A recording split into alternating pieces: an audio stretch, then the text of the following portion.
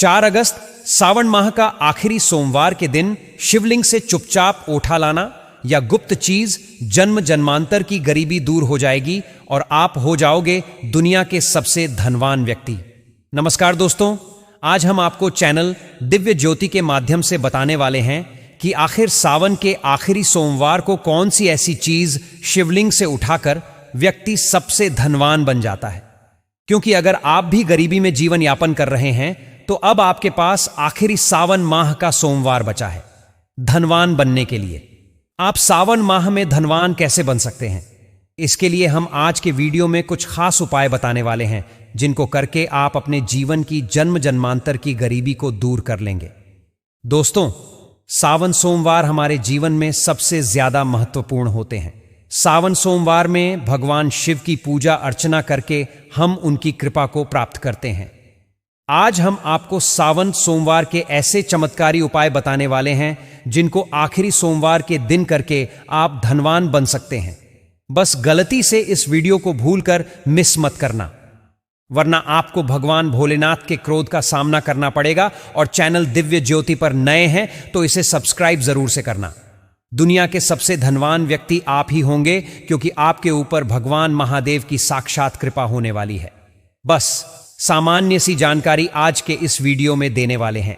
इस जानकारी को अच्छे से सुन के इन उपायों को करके अगर आप अपनी मनोकामनाओं को पूर्ण करना चाहते हैं तो जरूर से कीजिएगा। आज हम आपको गुप्त रहस्य बताने जा रहे हैं जो सिर्फ गिने चुने लोगों को ही पता होती है, और बहुत सारे साधक ऐसे होते हैं जिनको इस रहस्य के बारे में पता नहीं होती। अगर आप इस रहस्य को जान लेते हैं तो आपके जीवन की दिशा ही बदल जाती है। यह एक ऐसी चीज होती है जिसे सावन के अंतिम सोमवार के दिन शिवलिंग से चुप गुप्त तरीके से घर लाने से व्यक्ति दरिद्र से धनवान बनता है। कर्ज में डूबा हुआ व्यक्ति भी उन्नति की ऊंचाइयों पर पहुंच जाता है और व्यक्ति के जीवन की मनोकामना पूर्ण होती है। चाहे संतान को लेकर हो, नौकरी, शादी, विवाह इत्यादि, या कर्ज जैसे संकटों में फंसे हुए हैं तो बिना किसी वादा के फल हो जाते हैं। कई लोग तो इसे आजमा चुके हैं और उनकी जिंदगी चमत्कारिक ढंग से बदल चुकी है। अब आपको यह मौका मिल रहा है तो जरा धैर्य से इस वीडियो को कान खोलकर अंत तक सुनिएगा। हम आपको बताने जा रहे हैं कुछ ऐसे 5 गुप्त उपाय जिनको करके सावन सोमवार को शिवलिंग से अगर आप सही स्थिति और सही दिशा में सही समय पर इसे एक गुप्त चीज को ला करके घर में सही स्थान पर रख देते हैं तो आपका भाग्य खुद आपको बुलाने लगेगा। तो सबसे पहले तो मित्रों, कमेंट बॉक्स में हर हर महादेव लिख दीजिए। मित्रों, सावन के महीने में शिवलिंग से यह गुप्त चीजें लेकर आने से मनोकामनाएं तो पूर्ण होती हैं और साक्षात इतना पैसा आता है कि गिनते गिनते थक जाते हैं। स्वयं भगवान भोलेनाथ के आशीर्वाद से आप उन्नति की ऊंचाइयों को चढ़ना प्रारंभ कर देते हैं। हिंदू धर्म में सावन के महीने का सबसे ज्यादा महत्व होता है। सावन महीना हिंदू पंचांग का 5वां महीना होता है। यह महीना साक्षात भगवान शिव को समर्पित होता है और इस महीने में भगवान शिव की कृपा को प्राप्त किया जाता है। इस महीने में शिव भक्त भगवान शिव की विधि विधान से पूजा अर्चना करते हैं और सावन के महीने के सोमवार का महत्व और भी अधिक होता है। इस माह में शिव की पूजा करने से मनोकामनाएं पूरी होती हैं। अगर आप सावन के किसी भी सोमवार को यह उपाय न कर पाए हो तो आखिरी सोमवार के दिन इन उपायों को करके साक्षात भगवान भोलेनाथ की कृपा को प्राप्त कर सकते हैं। बस विधि विधान से भगवान शिव और माता पार्वती की पूजा करनी है और आपकी मनोकामना पूर्ण हो जाएगी।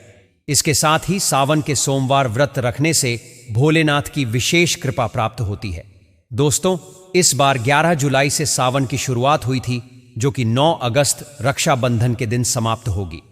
इस बार सावन में 4 सोमवार के व्रत आपको देखने को प्राप्त हुए थे, जो कि एक पहला सोमवार व्रत 14 जुलाई को था, तो दूसरा 21 को, तीसरा 28 को और यह अंतिम चौथा सोमवार व्रत 4 अगस्त को है।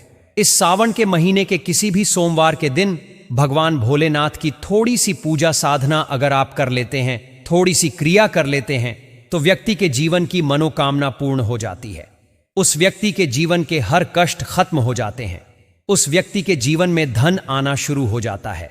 तो मित्रों, पहले वीडियो आगे शुरू करने से पहले सच्चे भक्त भगवान भोलेनाथ के कमेंट बॉक्स में हर हर महादेव लिख के चैनल दिव्य ज्योति की इस वीडियो को लाइक जरूर कर दें और सब्सक्राइब कर लें। कमेंट बॉक्स में महादेव सच्ची श्रद्धा से लिखेंगे तो आपकी सच्ची श्रद्धा से लिखी गई महादेव स्मरण आपकी मनोकामनाओं को पूर्ण करेगा और भोलेनाथ जी का आशीर्वाद आपको सीधे प्राप्त होगा।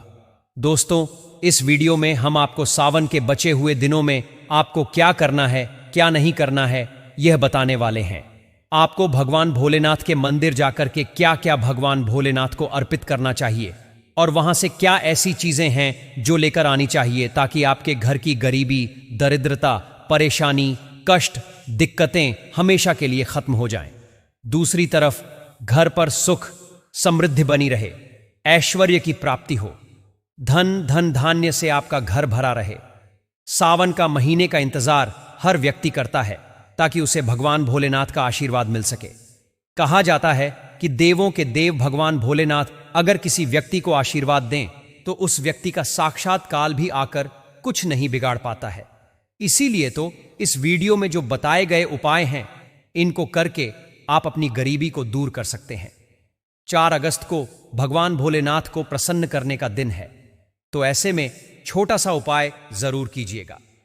इस सावन के दिनों में शिव पुराण के अनुसार जो हम उपाय बताने जा रहे हैं, इसे आप साक्षात भगवान भोलेनाथ के मंदिर जाकर के करना है। और क्या क्या अर्पित करना है, कैसे करना है, कैसे आशीर्वाद प्राप्त करना है, कैसे सावन के दिनों में शिवलिंग की आपको पूजा करनी है, यह खास उपाय हम बताने वाले हैं। अगर आप सावन के किसी भी दिन कुछ नहीं कर पाए तो यह आखिरी बचे हुए दिनों में जरूर से कीजिएगा और खास करके सावन सोमवार के दिन जरूर से कीजिएगा, जो कि सावन का अंतिम सोमवार है। इस दिन आपको क्या चढ़ाना है, क्या वहां से लेकर आना है, यह सब कुछ हम आपको इस वीडियो में बताने वाले हैं। आपके घर पर अन्न और धन का भंडार कभी कम ना हो तो आपके जीवन में चाहे कितनी भी मुश्किलें आ रही हों, कितनी भी दिक्कतें हो, परेशानियां हो, मान लीजिए आपके जीवन में धन समस्या है या पुत्र समस्या है या संतान से जुड़ी समस्याएं हैं, नौकरी व्यापार से जुड़ी समस्याएं हैं, उन सब की प्राप्ति आपको हो जाएगी।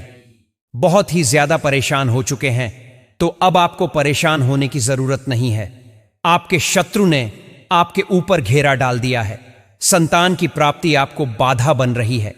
तो एक बात का ध्यान रखिए दोस्तों, सावन का पावन दिन एक ऐसा दिन है जिस दिन कोई व्यक्ति अगर थोड़े से उपाय करता है तो स्वयं भोलेनाथ की कृपा प्राप्त कर लेता है और उस व्यक्ति की कितनी भी बड़ी मनोकामना, कितनी बड़े कष्ट क्यों ना हो, सारे जड़ से खत्म हो जाते हैं, मनोकामना पूर्ण हो जाती है। आपके ऊपर कोई वास्तु दोष लगा है या किसी का तंत्र मंत्र है, किया कराया है, शनि दोष, प्राकृतिक दोष या काल सर्प दोष या फिर वास्तु दोष जैसे दोष लगे हुए हैं या ग्रह दोषों से जुड़ी समस्याएं हैं, तो सावन सोमवार के दिन थोड़ी सी पूजा आपको करनी है। आपका दोष खत्म हो जाएगा, आपके जीवन के सभी परेशानियां, कष्ट दूर हो जाएंगे, धन से जुड़ी समस्याएं जो है बंद हो जाएंगी और धन आना शुरू हो जाएगा। दोस्तों, मान के चलिए आपके जीवन में कभी भी कोई परेशानी नहीं रहेगी। दोस्तों, आज की वीडियो लास्ट तक देख लीजिए और हम आपसे वादा करते हैं कि अगर आपने इस वीडियो को बड़े सच्चे हृदय से देखा तो आपकी मनोकामना पूरी होने से दुनिया की कोई ताकत नहीं रोक सकती। देखिए, एक बात कही गई है कि जब हम भगवान भोलेनाथ की पूजा करते हैं तो हमें धैर्य जरूर रखना चाहिए, विश्वास रखना चाहिए और श्रद्धा के साथ भोलेनाथ की पूजा करनी चाहिए। भगवान भोलेनाथ बहुत ही भोले हैं और किसी भी व्यक्ति को थोड़ी सी पूजा और साधना से तुरंत प्रसन्न हो जाते हैं, परंतु कभी हमारे प्रारब्ध इतने ज्यादा हमारे ऊपर हावी होते हैं जिसकी वजह से हमारी साधना, हमारी पूजा में थोड़ी विलंब हो जाता है। परंतु आपको हिम्मत नहीं हारनी चाहिए। ऐसे में भगवान भोलेनाथ के सोमवार के दिन कुछ ऐसी चीजें हैं जो आपको अवश्य पता होनी चाहिए।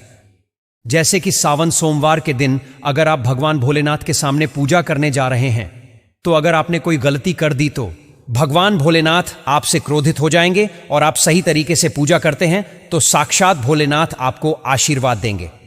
उस दिन के बाद आपके जीवन में कभी कोई परेशानी नहीं रहेगी। आपको एक एक चीज बताते जा रहे हैं, वीडियो अंत तक देखिएगा और वीडियो को लाइक जरूर से कर दीजिएगा और चैनल दिव्या ज्योति को सब्सक्राइब कर लीजिएगा। देखिए, आपको भगवान भोलेनाथ के मंदिर जाना है ये जितने भी उपाय हम आपको बताने जा रहे हैं, ये सारे उपाय मंदिर के ही उपाय हैं, मंदिर में ही करने हैं। हमारे गुरुजी भी घर पर शिवलिंग की स्थापना करना और शिवलिंग की पूजा करने के बारे में बताते हैं। क्या हम घर पर पूजा नहीं कर सकते?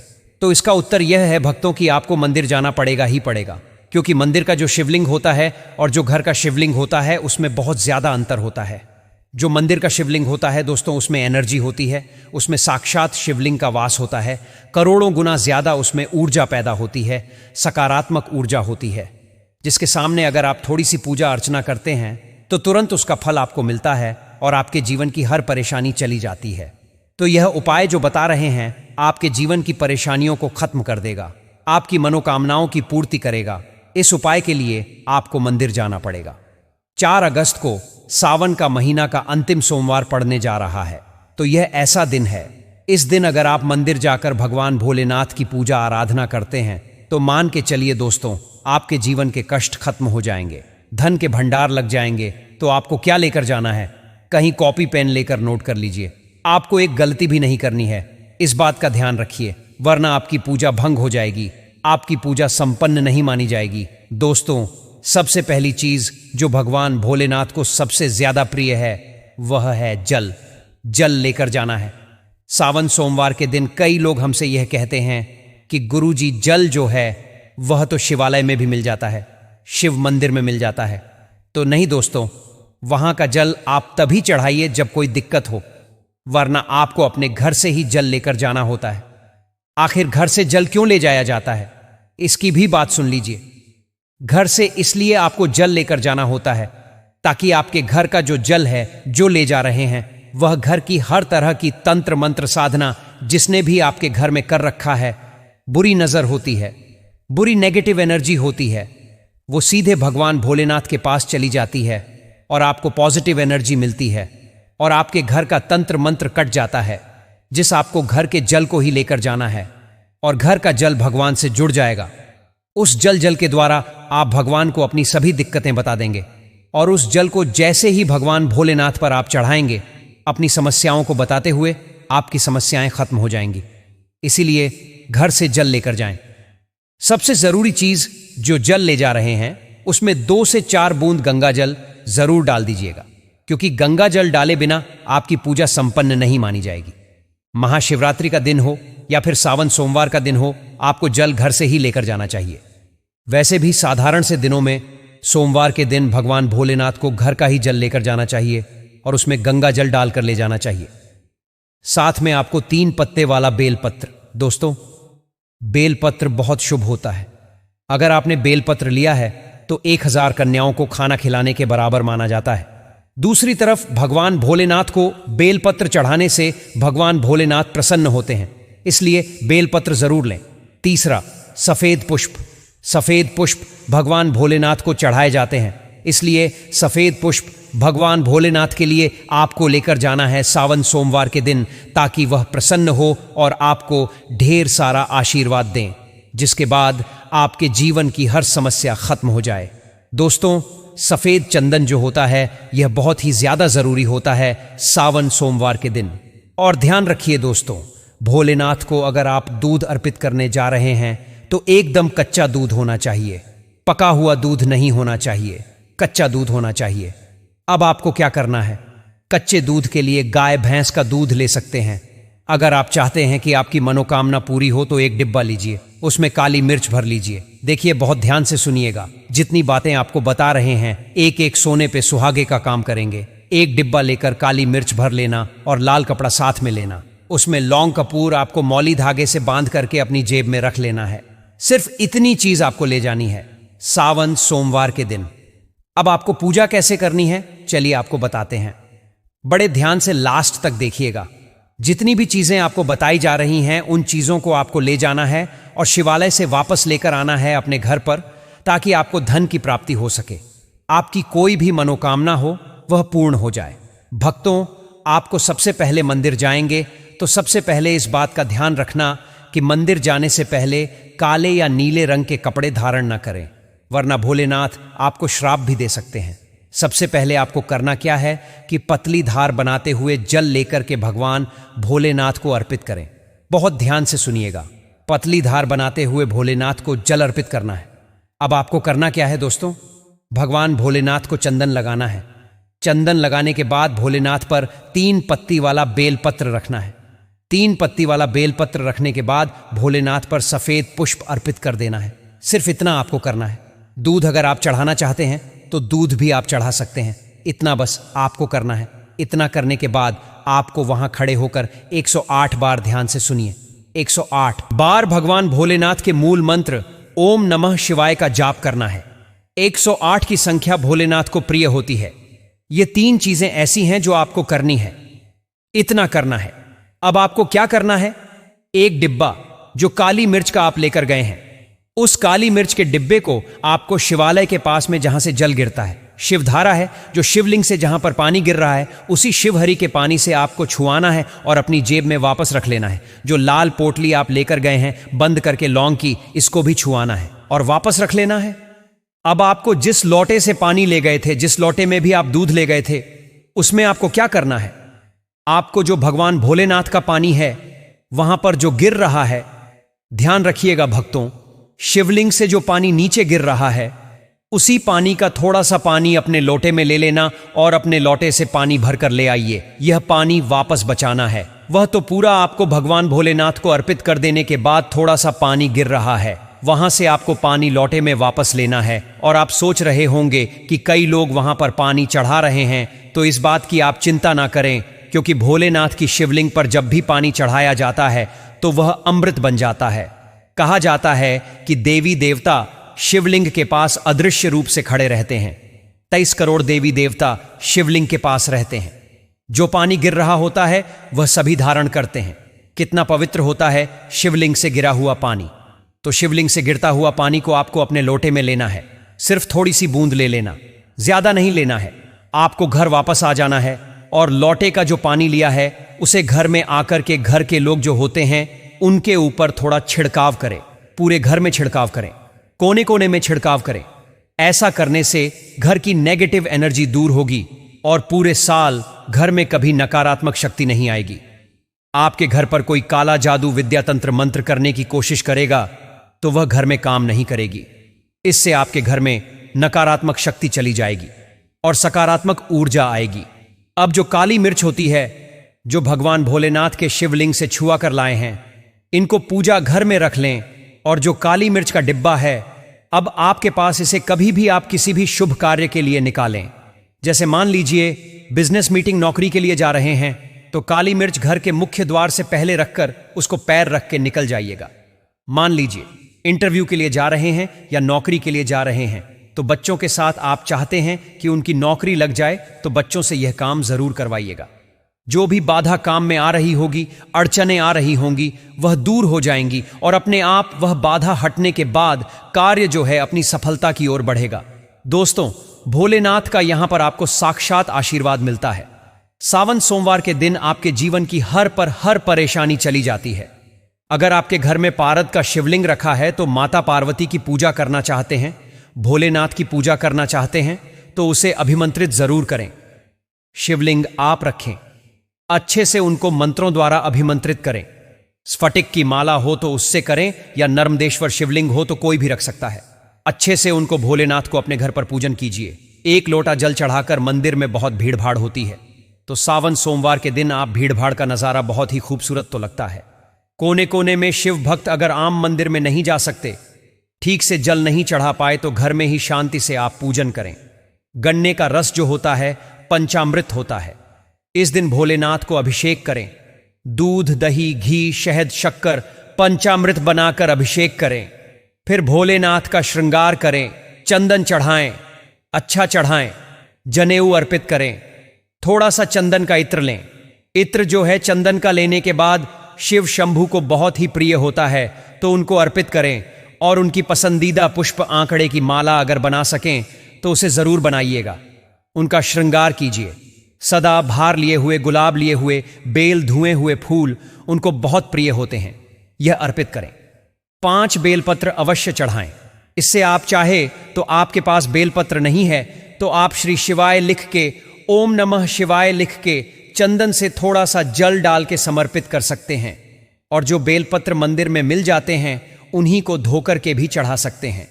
जो चिकना भाग होता है उस पर श्री शिवाय नमस्तुम लिख के सीधा बेलपत्र शिवलिंग पर अर्पित करें। इससे बेलपत्र चढ़ाने से विशेष करके आपकी मनोकामना पूर्ण होती है। बस कटे फटे बेलपत्र नहीं होने चाहिए। जो व्यक्ति अधूरी चीजें भगवान को अर्पित करता है उसे कभी भी कटे फटे पत्तों की तरह कटा फटा फल ही प्राप्त होता है। इसलिए कभी भी अपूर्ण सामग्री अर्पित ना करें। दोस्तों, कहते हैं कि जब भोलेनाथ के गले में विष धारण किया तो आदि शक्ति मां के कहने से देवताओं ने भगवान शिव के सिर पर भांग, धतूरा, बेलपत्र रखा, जल का अभिषेक किया, जिसकी वजह से उनके मस्तिष्क का ताप कम हुआ।